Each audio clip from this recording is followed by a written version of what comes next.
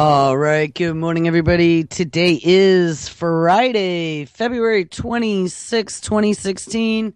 And this is Before the First Cup of Jules here on UCY.TV. Happy Friday, everybody. We made it. Yay. It's a really long week this week. It is 20 degrees with light snow and a little bit of sunshine here in upstate New York. Got pretty cold last night. I think it got down to the teens. So it doesn't feel like spring at this point. It was warm yesterday morning, but by the end of the day, it turned back into winter. So where do we leave off yesterday? We've been doing a week of robots and brains. Titled the show yesterday, DARPA, Vagus Nerve, Frozen Brains, and Uploading Yourself. And yeah, we did look at a story that was talking about the hopes to be able to upload our consciousness after death. And we're going to continue looking at the brain to kick it off and end it for Friday. I found a lot of disturbing information. Remember, this Global Brain Project, Obama had pointed out that the Brain Project was going to be the 21st century equivalent of what the Genomics Project did for the 20th century and 20th century medicine. And just don't forget that any time that they're talking about cracking the secrets of the brain is the thing that makes you what you are. I've always told my kid, when you're out on the playground and stuff, because kids do stupid things. And like the one thing you want to make sure you protect more than anything else is your brain. Because if you injure your brain, you could no longer be you. And you may not ever come back again if you injure your brain. So you need to take very good care of your brain. Well, as we have now, these companies coming out with these dopamine headphones. We talked about those yesterday as well. Put on a pair of headphones and get a high like you've never had before, is what the story said, from these dopamine headphones. How is that going to change your chemical makeup of your brain? We discussed yesterday the production of dopamine in the use of video games, our smart devices, dopamine's role in addiction, cocaine, cigarettes, gambling, sex. It's got all these different functions for the satisfaction seeking reward behavior. And it's exactly how they manipulate mice in a maze. Don't you see that?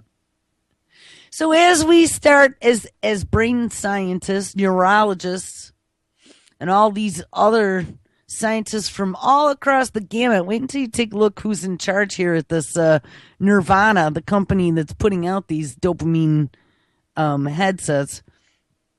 But, as they start learning how to control these chemicals, and let's go back to all the DARPA research that we've been reading about for the last 2 years with their brain research. Right now, I don't remember. Subnuts, that was the name of the program. Search subnuts, as in a computer subnuts, but SUBNETS in DARPA, and you can read all about it. But a lot of the research started there, of course, to be applied to soldiers in the battlefield, to be able to help soldiers overcome fear, where your commander could be sitting at command and control and be able to push a button for little Johnny, because he can sense with Johnny's biosensors in his fighting suit that Johnny's afraid. So let's give him a little bit more adrenaline and, I don't know, let's dose him with some dopamine and see if he's going to go after that insurgent without being afraid. All right, anyway, so we talked about these dopamine headphones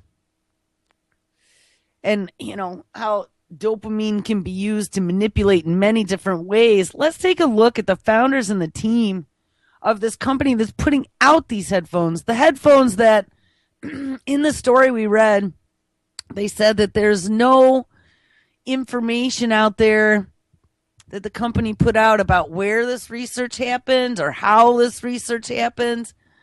But we sure know that a lot of this research was done in DARPA's labs or whoever they subcontracted with to do this research. Well, check this out. So the co-founder of this Dopamine headphone company, and by the way, these Dopamine headphones are coming out next month. The co-founder is Dr. Richard Cartledge. Let's find out where Dr. Cartledge worked. Dr. Cartledge, he's smart. He's got a lot of degrees.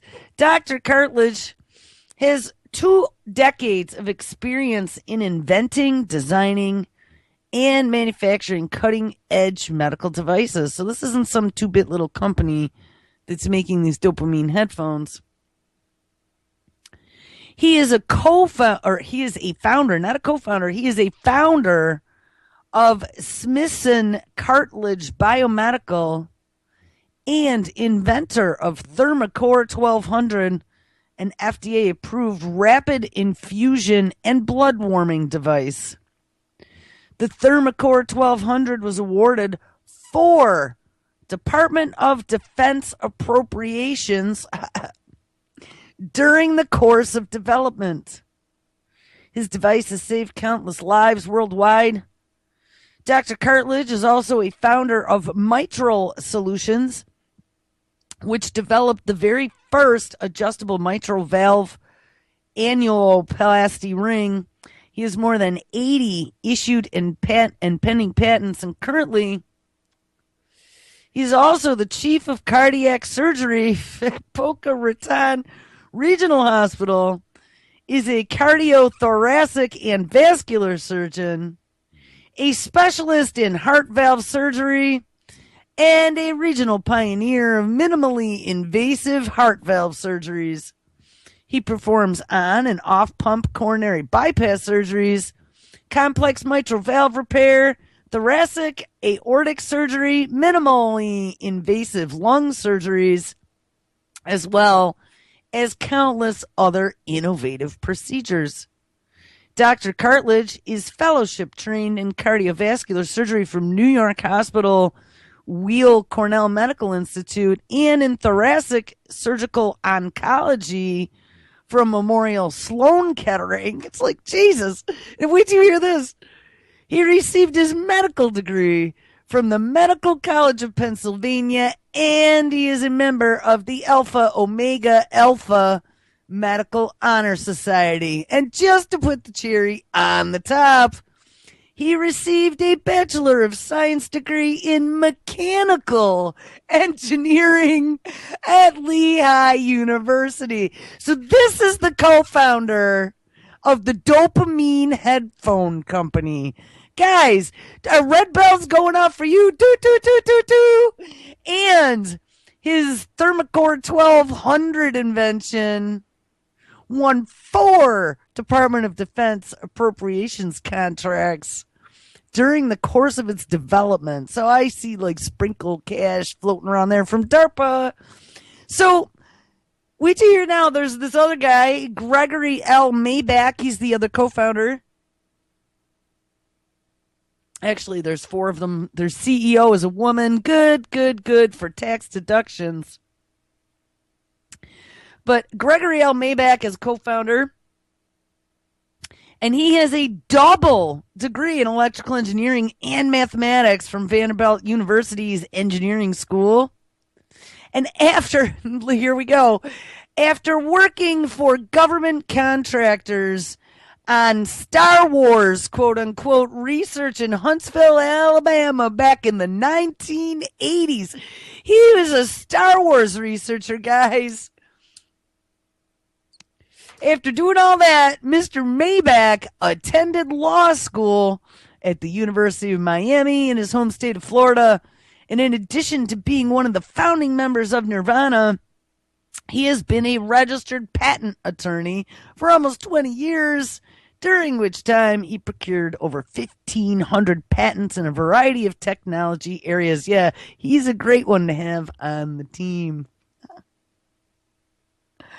Uh, Kermit Arthur Falk, who is the director of engineering, has a bachelor degree of science and mechanical engineering from Georgia Tech and a master's of material science and engineering from where? Oh, the place with the biggest children's brain database in the United States.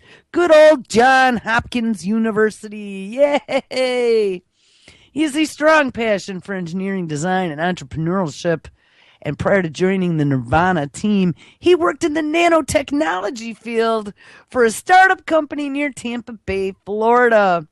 He also successfully completed an ARPA-E project, ding ding, that demonstrated membrane-based dehumidification and was subsequently awarded funding for a Department of Defense chiller project, which I do not know what a chiller project is, but it doesn't sound good, especially when this is the dude of the director of engineering for those Nirvana Dopamine headphones. Mr. Falk has experience developing technologies at both the research and development as well as commercially available levels. So there you go, guys. I don't know. To me, it's pretty frightening that you have people like this that are making these DARPA-esque zapping brain chemical inducing headphones. There's nothing out there that says, hey, look out. This could cause problems. You know, I was looking too. I'd asked whether or not you could have an OD on dopamine. And there are disorders out there, people whose brains require too much dopamine. One is called a psychopath. But number two, they had talked about, you can have these obsessions with all of these addictive behaviors that you can't control if you have these overdoses. And I'm trying to find it. I had the story yesterday of dopamine. I mean, here's the thing. Psychopaths have no empathy and will do anything that it takes to get what they want. They'll cheat and they'll steal and they'll screw their friends behind their backs as long as their friend doesn't know. And when the friend catches on, then they just use gaslighting to manipulate them and tell them how crazy they are because they weren't doing that, and then make it all your fault. And then everything's okay because they lull you back into complacency and hit that little dangling carrot to suck you back in. You know, these people are evil. And we are creating, we already had the whole issue of these last few generations who've never seen the world before digital, before video games. These kids are different than we were. We were born where our brains began development in an analog world. Okay? We didn't have 24/7 on-demand, instant gratification 24/7. You had to wait for cartoons on Saturday. You know, remember that song that they used for Heinz ketchup? Anticipation. You know, anticipation is something that I think is very valuable as far as lessons go growing up, teaching you to be patient. And you know, the quote-unquote friends that I have that have this dopamine disorder, that's one thing that they don't have is patience.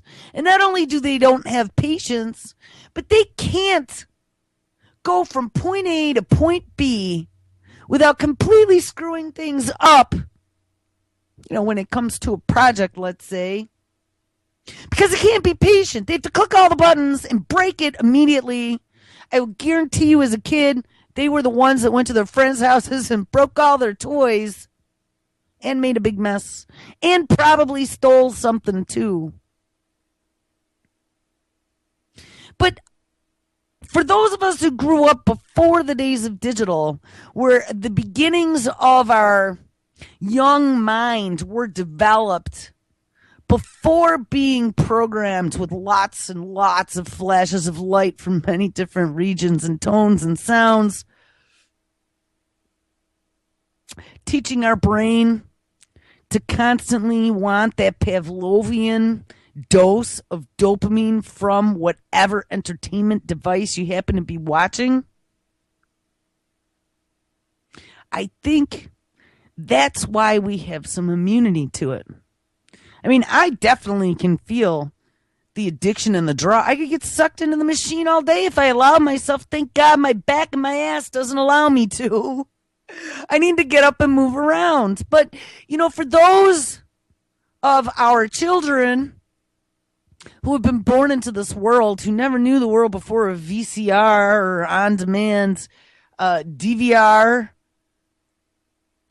the world before video games, the world before anything, for those children who grew up from 2 years old watching Sesame Street on PBS On Demand on their iPad in their face, those kids have been wired to react very well to the dopamine dangling carrot for the rat in the maze. They are controllable. So then we can take them to the next step, get them playing those video games. 18 years old, they are ripe to go into the military. I just saw, there were a couple stories, but this morning there was one that came out about using video games, of course, to help brain injured soldiers rehabilitate. They've been talking about doing that type of stuff for a long time. First-person shooter games could help mend damaged brains, and yeah, that's exactly what we want. We want to mend damaged brains by putting them into this dopamine alter reality world. It's disturbing. We started looking at also this blending of reality with fantasy, VR goggles, and uploading your consciousness after death. There were some researchers that had frozen the very first mammalian, I believe it was a rabbit brain, with antifreeze, and was able to unfreeze it, and the brain was still perfect. And now they're saying they think they got it, Eureka. We can cryogenically freeze brains and preserve you for the future. Here's one on a tech spot. New startup aims to transfer people's consciousnesses into artificial bodies so they can live forever. As advancements in technology continue at an ever-increasing pace, will there ever come a day when we will be able to use science to cheat death? I mean, what a pompous question that is. That's what this all comes down to. All this technology that I talk about on this show pretty much has come down to being able to thwart death. Kurzweil with being able to cure aging as a disease. This is hubris, to be gods and to live forever, to be all-knowing, all-seeing, all-powerful. It's lunacy. It's absolute lunacy. And as a species, I don't think that we've earned that privilege. We are not gods. And cheating death is going to cause us more harm than good, I believe. They were talking, too, about the one story we read yesterday about uploading your brain, about how maybe in the future they can have like these big cloud storage repositories, and we'll be able to just upload your consciousness there, and there'll be all your friends and family and Nana and your parents all living in this artificially constructed quote-unquote heaven of some sorts in a server room of clustered servers creating a cloud. I mean, I don't know. Stay with me here for a second, because like heaven in the clouds, now we're talking cloud computing and uploading your consciousness into a cloud. Could, think about if you had some super intelligent race there somewhere that genetically engineered us millions of years ago and dropped us here on this planet, or mixed up cells that they then allowed to form in some warm ocean and evolve into what we are today. If there is some sort of consciousness, and I mean, I don't know, whatever your religious beliefs are, I had my rocket sciences boyfriend in college actually believed that when you were dead, that's all you were was dead. It was black. Black, and you're buried in the ground, and that was it. You didn't see, hear, feel anything. But I had a family member who had his aorta blown off when he was a teenager and died on the operating table about 20 times. He's paralyzed from the waist down for the rest of his life.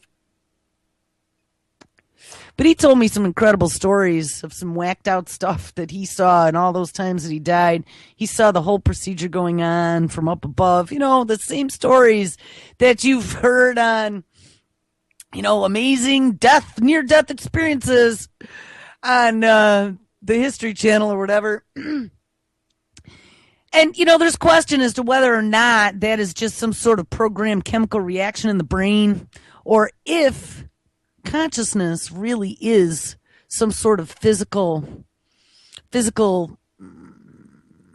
wouldn't even call it an entity. I don't know what it is. It's the vapor. It's the ether. If there is some sort of consciousness or life force or something like that then can leave. And here's my personal opinion on all this. I've thought long and hard. I spent many years, I studied religions from all over the world when I was getting my English degree. I find it very fascinating, that and archaeology and just what makes us tick and why we're here. And I came to the conclusion while I was working on a physics degree that I thought I was going to go get after an English degree. Didn't work out too well because physics professors at large universities are assholes and don't care whether or not you learn jack shit. But, by the way, just for the record here, I thought this was pretty awesome. And you know what? If I don't have it handy, I shared it somewhere. I don't know where I shared it. Oh, maybe I subbed her. I'll put it in the notes, but if anyone's interested in physics, one of the girls I'm a Facebook friend with, I met her through, I think it was Libby Haleve, and the Fukushima stuff. Ends up, she is a physics teacher and has put her entire courseware online. I think she's a high school physics teacher, but put her entire courseware online, has recorded all of her classes, and now she's put them out as a free entire course on physics, and has found all kinds of research at all the different universities and is linked to all the stuff. So I think I might actually be doing some of that in my not so spare time. But physics is the science that explains what makes everything in the world tick. That's why I'm so interested in it. Even though some of it's pretty mind-bending, it's all those natural laws that we just take for granted. But there's actually mathematics to it, and it's pretty interesting when you think about that. But here's the thing. One of the main laws of physics was matter is never created or ever destroyed. It just changes form. And when I started thinking about whether or not there's an essence that escapes from our being when we pass, who's to say? I mean, if you take a look at something, and I'm getting way off the track here, I'm kind of getting metaphysical, but it's Friday, so who cares? But if you take a look at sublimation, just look at water, and we are mostly water. That's why I always go back to water as being something important. And water is a substance that's different than any other substance, by the way. I was reading about that not too long ago. Water is very unique, and it does some strange things. But, you can have water at one temperature be solid, and then as it warms up, it could be liquid, and then as it heats up, it becomes a gas. And just because water's become water vapor doesn't mean that it's no less water anymore. If you captured that water vapor as steam, you would be able to reconstitute that water, like if you were doing distillation, let's say, back into liquid again when it cooled back down. Well, I've discovered that a lot of things in the universe and in our bodies, and this is kind of where we're going to go next, all seem to work on vibration, waves, frequencies. We're analog, remember. We're analog devices. Don't go digital. See, they're going to make us lose all of this beauty of the analog world. Waveforms are beautiful. like even on paper, I loved when we were doing plotting of sines, cosines. One of my favorite things to do was to draw waveforms. I love drawing waveforms and all the different kinds of waveforms. And then you could use them for measurement. They're just very cool. And there's a lot of physical processes that are all working on different frequencies and working on vibrational theory. And, even if you go back to, I don't remember his first name. He's a physicist, last name Green.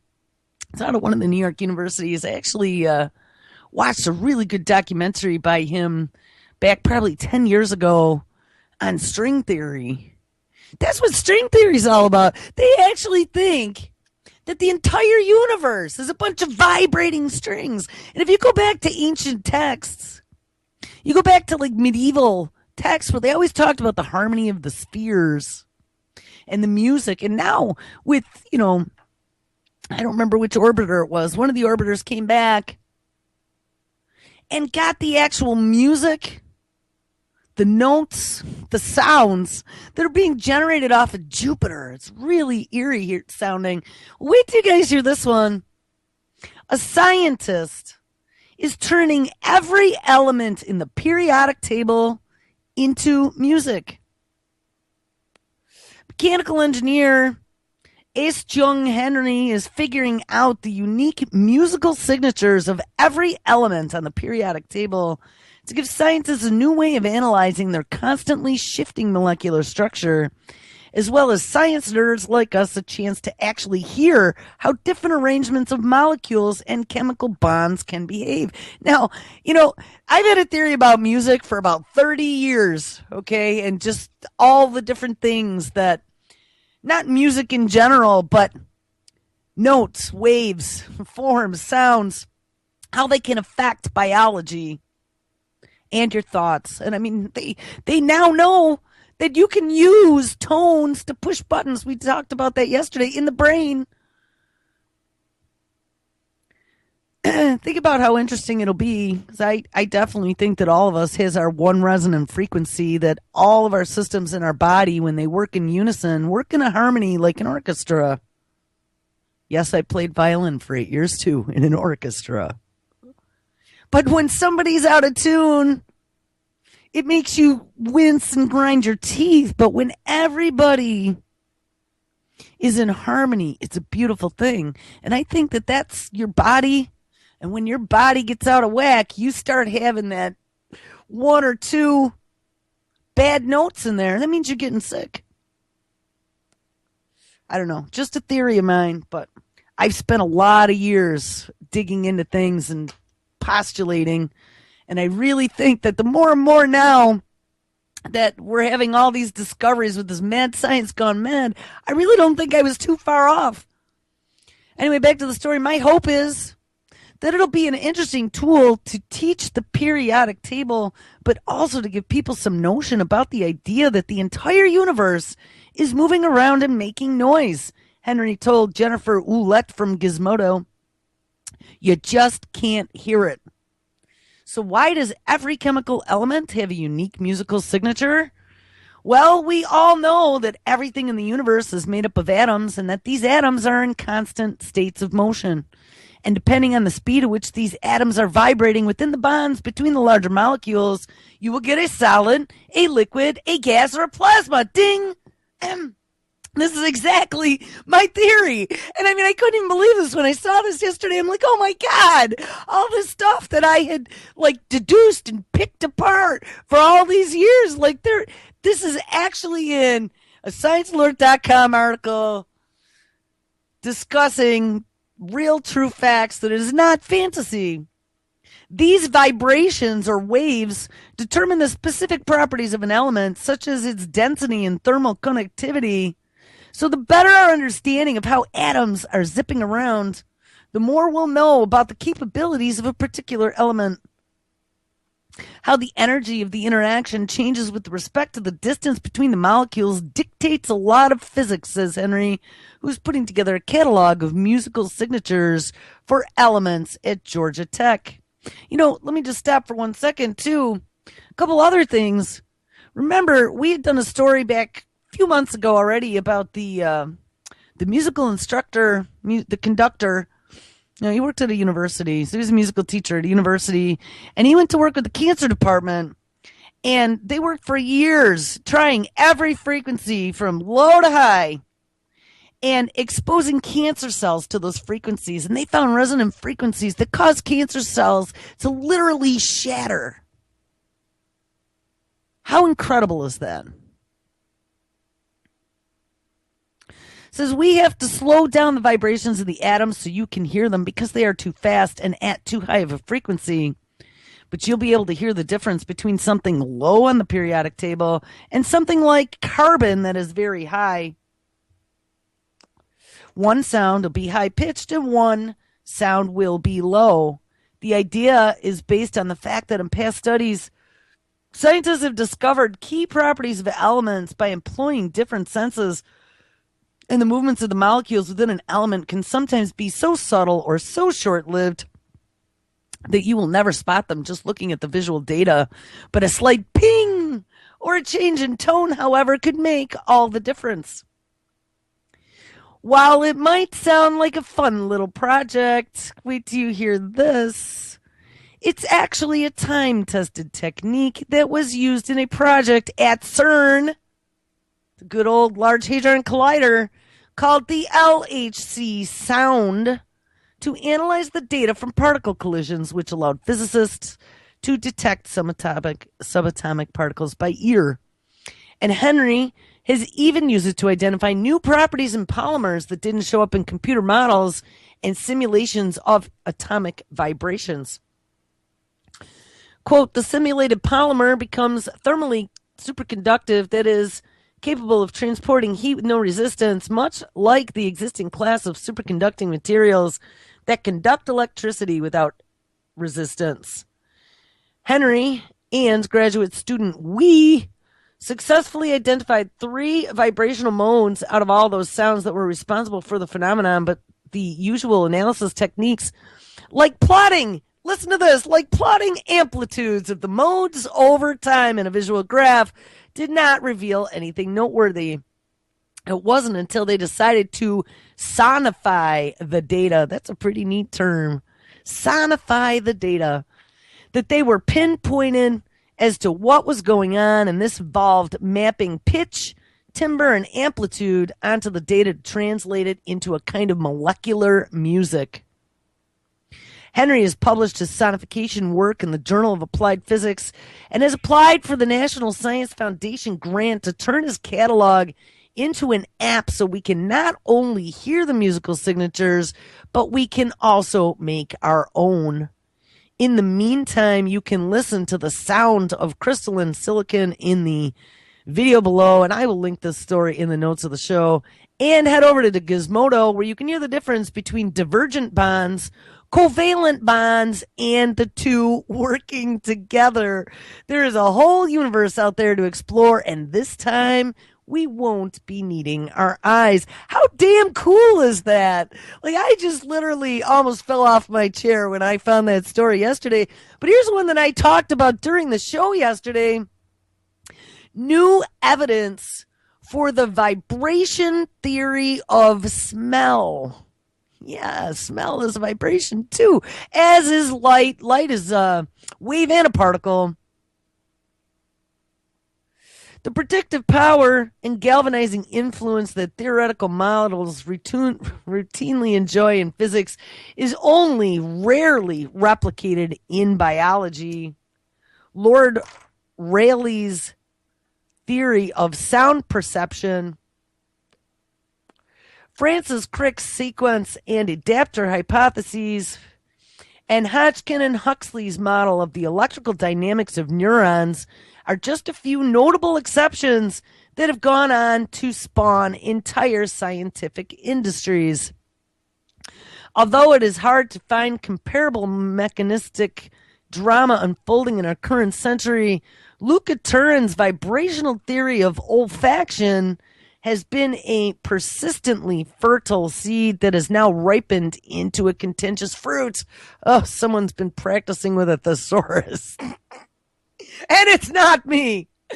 One way to judge a theory is by how hard its detractors work to disembowel it. Hey, so when I come up with a theory and we get eviscerated by not only Discover Magazine, but Oxitec themselves, no, we're not on top of the what do they call it, the target. Not at all. So we get eviscerated online. Last year, one group went so far as to express human and mouse olfactory receptors in an in vitro kidney cell prepared to see if deuterated synthetic musks with alterated vibrational signatures gave different responses. Who the hell knows what that means? I think it's they probably were doing like musky smells versus something else. That group, perhaps not surprisingly, didn't find a whole lot to support the vibration theory, but now a study using live honeybees did. Oh. A group at the University of Trento, led by Elbrecht, was able to prove by direct imaging of the brain that the bee olfactory system can clearly distinguish odorants with different vibrational frequencies despite having identical shapes. And it gets very technical, and you know what? It's Friday. It makes my head hurt. So we're not going to read all the technicals on how they were shaping these different smells. But let's, right, the trick. Let's scroll down to the bottom and see where it ends. See how this story ends up. Wow, this is pretty crazy. It gets into RNA and everything. In applying hard limiters to classify the protein kits we find in cells, namely receptors, enzymes, and ion channels, we end up with quite a salad of their associated protagonists. Depending on how they act or excite, we give them names like ligand, prosthetic group, substrate, or even potential. The most versatile of our enzymes typically flex tiny, vitaminized nucleotide derivatives at their core. Many of these primordial coenzymes, in turn, nest a single metal ion knife edge that, by nature of its coordinated chemistry, originally had some inherent penchant for catalysts. I can't read this, guys. This is just, whoever this person is was trying to sound just too overly smart by whipping out some thesaurus app to make this flowery language. But basically what it comes down to is the title. New evidence for the vibration theory of smell. I mean, maybe the last paragraph will sum it all up. Explaining these two phenomena in terms of density fluctuation in a fluid mixture approaching its critical point, Einstein effectively solved the question of why the sky is blue to now solve the questions of why the fish is fishy and why the sugar is sweet. We await someone with an inordinate fondness for terpenoids to imagine sitting on a molecule of carbone. Did that make any sense at all? I really hope somebody bashed this author. It was a useless story. I mean, put it in. So we've talked about before about just the techno babble, and it's just too hard for these dumbed down brains that we've developed using dopamine and video games and instant gratification to distract, to understand. So if they just make it real difficult like that, people go, and they just ignore and go on to something else. Anyway, so smell, sight, the periodic table are all about vibrations, strings, waves, and potentially music. We're analog, baby. All right, one more. Film coating. We talked about this yesterday. Transforms contact lenses into computer screens coming to an eyeball near you. A polymer film coating with the ability to turn contact lenses into computer screens is set to transform the wearable visual aids into the next generation of ding-ding consumer electronics. I told you it was coming, guys. This is your smart device in your eyeball, touching your optic nerve with a direct connect to your brain. Scientists from the University of South Australia's Future Industries Institute have successfully completed a proof of concept research on a polymer film coating that conducts electricity on a contact lens with the potential to build miniature electrical circuits that are safe to be worn by a person. Researcher and associate professor Drew Evans said the technology was a game changer and could provide one of the safest methods to bring people and their smart devices closer together. Can you see augmented cognition? Guys, the very next step is the brain implant. Don't do it. You know, and I know what they're going to promise you because we've already seen them, these infrared contact lenses. You're going to have infrared supervision, x-ray vision, always connected internet on your eyeball. Blink, blink. Let's get the map to Nana's house. Quote, we're talking about anything from a simple sensor that can measure the amount of glucose in your blood. And remember, that was a Google project out of Google Life Sciences. They were already putting that into development. To actually creating electronic displays. So rather than having something like a pair of glasses, which they're talking about Google Glass, that's acting like a computer, you can actually generate images directly on your contact lens. We have always known that our film coating technologies had a potential for many applications, and now we have taken that a step further by proving that we can make biocompatible conducting polymers at a nanoscale and grow them directly on a contact lens. The University of South Australia Polymer Coating Research is a game changer for high-tech contacts lens industries.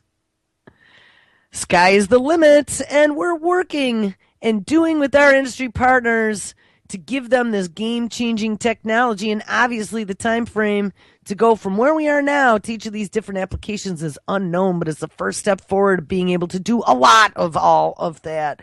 Guys, it is coming.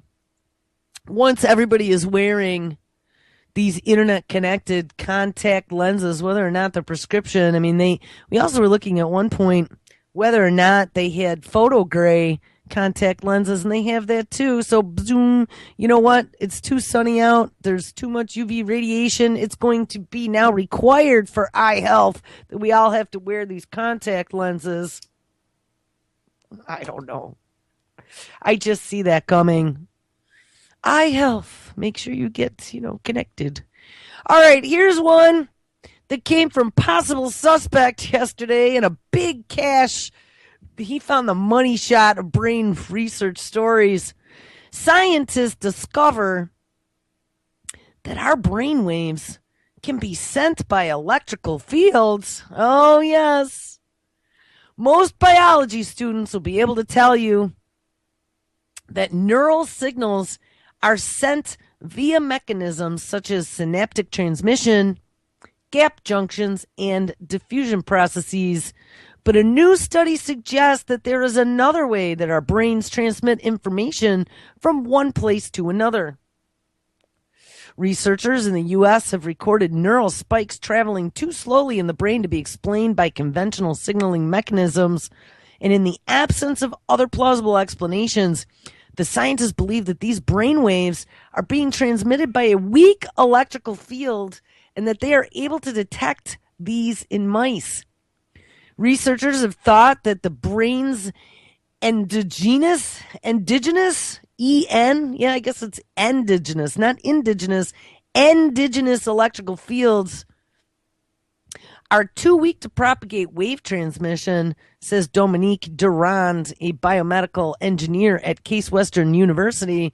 But it appears that the brain may be using these fields to communicate without synaptic transmissions, gap junctions, or diffusion. Running computer simulations to model their hypothesis, the researchers found that electrical fields can mediate propagation across layers of neurons, and while the field is of low amplitude, it's able to excite and activate its immediate neighbors, which subsequently activate more neurons traveling across the brain at about 10 centimeters per second. Testing it on mouse hippocampi, yes, the plural, produced similar results. And when the researchers applied a blocking field, it also slowed down the speed of the wave. So according to researchers, this is now evidence that the propagation mechanism for the activity is consistent with the electrical field. The results indicate that electrical fields are capable of mediating propagation of self-regenerating neural waves. This novel mechanism, coupled cell by volume conduction, could be involved in other types of propagating neural signals, such as slow wave sleep, sharp hippocampal waves, theta waves, or seizures. Their findings, which are reported in the Journal of Neuroscience, can be expounded in further studies, and it could help us better understand how brain waves are associated with things like memory, epilepsy, and healthy physiology. So look out. I mean, they are like cracking every single mystery of the brain, and it's not going to turn out good for you or me. There's another one out of Science Daily. I don't know. I guess just hitting all this brain stuff because it's really disturbing to me. Neurons in the brain tune in to different frequencies for different spatial memory tasks. So our brains even have different frequencies for different spatial tasks. I mean, we already know, if you look at some of the research that's been done with the different levels of consciousness, from being fully awake to being in your deep, I believe it's theta sleep, your brain's at a different frequency, literally, when you're in your different states of consciousness. And there's 4 of them. There's alpha, beta, theta, and something else. Delta, I believe. Maybe delta is the low sleep. But we're analog, people. They're trying to make us digital. This is what we don't want to be digital. Remember sounds? Remember how amazing an amplifier sounds when it has tubes versus how amplifiers sound when they have boards and resistors?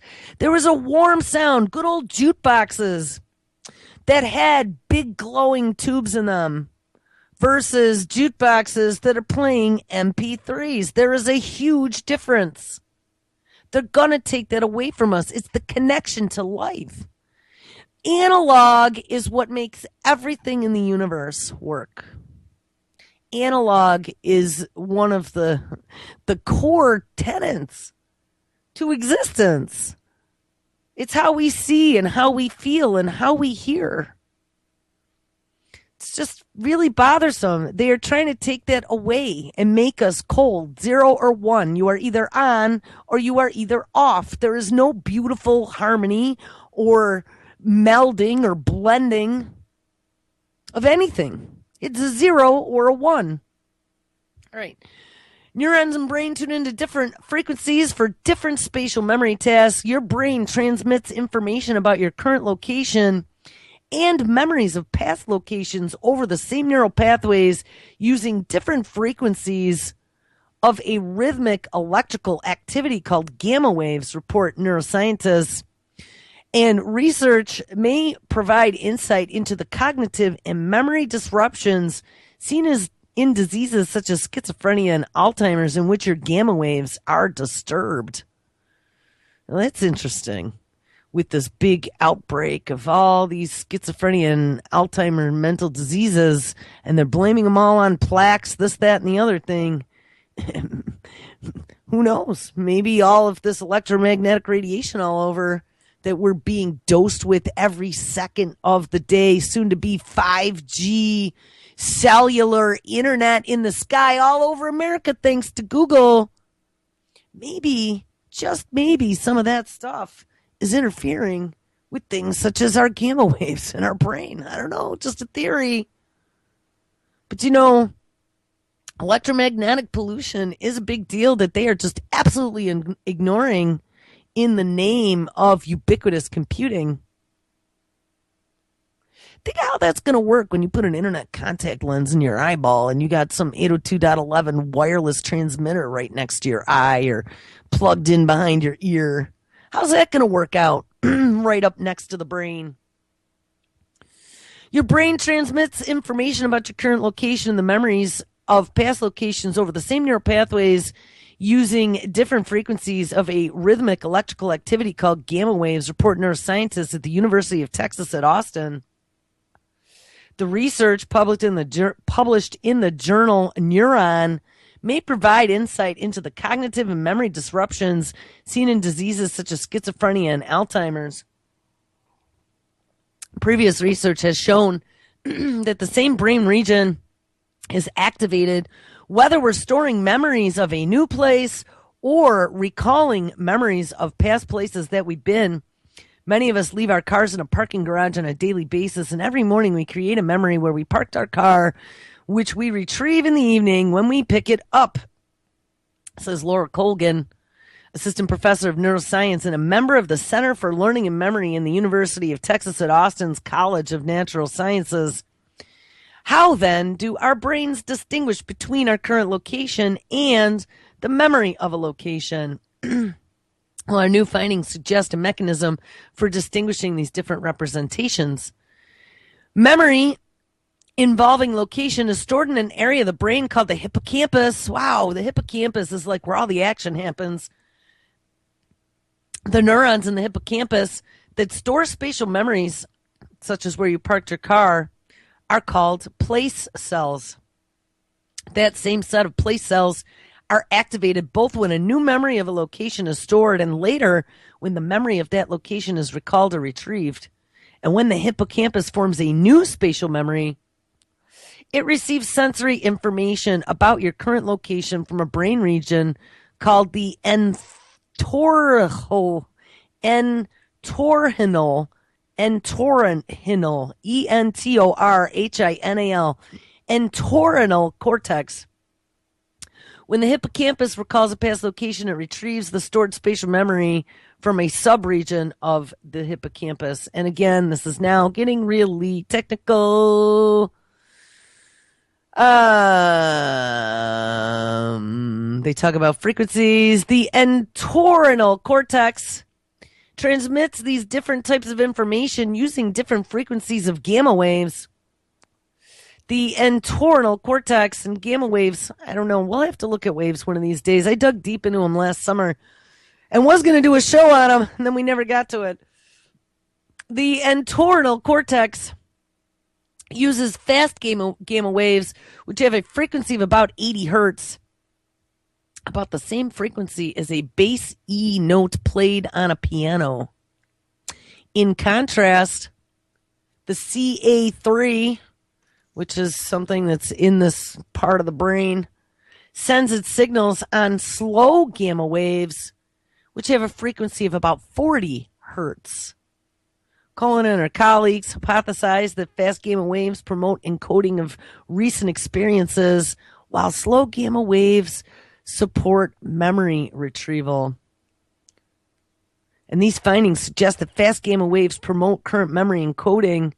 So this is messed up. So maybe you're just having electrical farts in your brain when you start getting Alzheimer's? Is that what they're saying? Because gamma waves are seen in so many areas of the brain besides the hippocampus, Colin's findings may generalize beyond spatial memory. The ability for neurons to tune in to different frequencies of gamma waves provides a way for the brain to traffic different types of information across the same neural circuits. Wow. That's how we do wave division multiplexing in optics, in networking, where each of the different bandwidths of light are given a different frequency and then multiplex down the same piece of fiber optics. How crazy is that? Yes, we are, but machines. All right, I don't know. I have two more, and there's about 2 minutes, so I don't know if we're going to get through this. Researchers hack brainwaves to reveal pins and other personal data.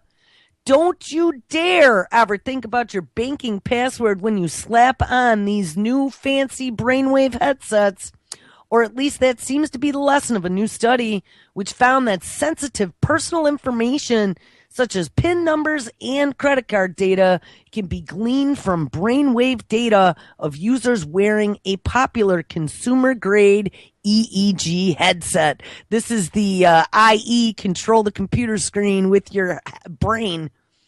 A team of security researchers from Oxford, UC Berkeley, and the University of Geneva say that they were able to deduce digits of PIN numbers, birth months, areas of residence, and other personal information by presenting 30 headset-wearing subjects with the images of ATM machines, debit cards, maps, people, and random numbers in a series of experiments. The paper titled, quote, On the Feasibility of Side-Channel Attacks with Brain-Computer Interfaces, represents the first major attempt to uncover potential security risks in the use of these headsets. The correct answer was found by the first guess in 20% of cases for the experiment with the PIN, the debit cards, people in the ATM machines, and the location was guessed exactly for 30% of users, the month of birth for 60% of users, and the bank based on the ATM machines for almost 30% as well. EEG headsets made by companies such as Emotive Systems and NeuroSky have become increasingly popular for gaming and other applications. The researchers, Ivanek Mirvak at Oxford University and blah, blah, blah, blah, blah, say that it happens that these users, when they are presented with a stimulus, it occurs approximately 300 milliseconds after the event happens. In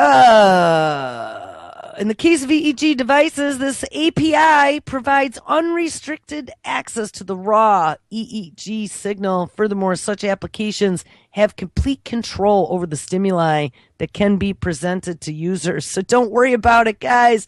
There is brain spyware out there that's downloadable in the App Store, it says, and you could have hackers reading your brainwaves if you use these devices. People, this is not a joke anymore. Science fiction is now, and if you can believe it, we are just plumb out of time, and it is the end of the week, 5 more days in the bag. So make sure you stick around because it is Friday. Ms. Lonnie Clark is up next with her Call-In Friday. Make sure someone calls in and has some good discussion. Lonnie loves phone calls. All right, guys, all kinds of great radio tonight. Josh live at 6, 8 o'clock, Primer Time Boys replay, 9, Truth on the Tracks, 10, Cutting Through the Matrix, and 11.